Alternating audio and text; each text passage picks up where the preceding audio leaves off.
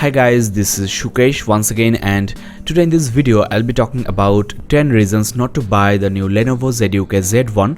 That is, I will be talking about the cons.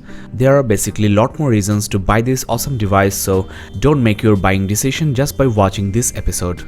So without any further ado, let's get started. The reason number 1 is the old hardware. This device has come to India in the month of May 2016, though it was actually announced in September 2015. That is more or less 8 months ago, and technology is changing day by day. The Snapdragon 801 chipset you have on this smartphone is already quite old, though we have seen this chipset on flagship devices in 2016. An old 32-bit processor on a new smartphone seems slightly out of place, though for the price the performance of this device is outstanding. The next reason is there is no SD card slot on this smartphone. Well, I know when you have 64 GB of internal storage, you barely need the SD card, which can crash anytime, but still a storage expansion option would have been really nice. The current Android version on this ZUK Z1 is still Lollipop 5.1.1, when most of the other devices launched in the month of May had Marshmallow Android 6.0. Now I have for you a hardware issue. If you look closely, you can see the LED backlight under the app switcher, but it's almost invisible under the back key. Well, this is not an issue with my device only. A lot of other buyers are actually complaining about this, and if you buy this device, there is a good chance you will have the same problem.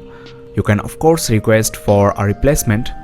Another hardware design I don't like on this phone is the home button.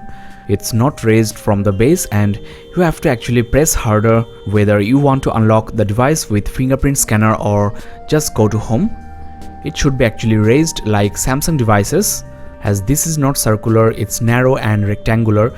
My thumb doesn't really fit into the dimple. Of course, it's not a serious issue. Though you have a powerful camera on your Z1, outdoor images doesn't really feel good because of the very poor white balance, and color recording is also not that much impressive. Auto exposure is also unreliable sometimes, and some images are quite dark and unacceptable.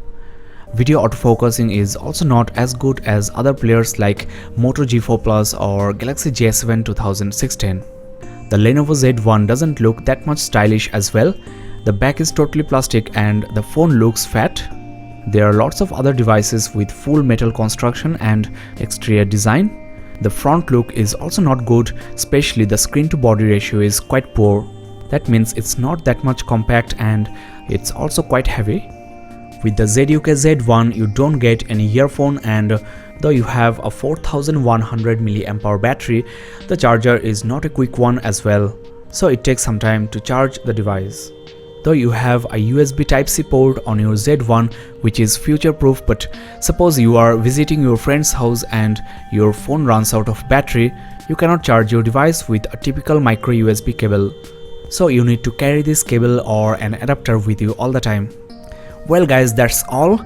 I know none of these are serious issues. If you are into this device, go ahead, get this.